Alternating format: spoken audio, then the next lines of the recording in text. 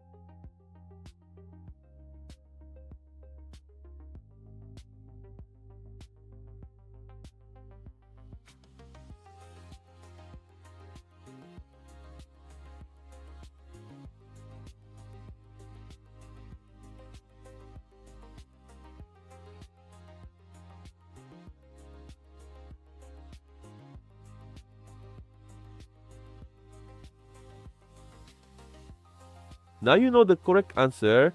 If you got it right, comment below. If you got it wrong, don't worry. This type of expression tricks many people. Leave your like and subscribe to the channel and follow the upcoming challenges. See you in the next video.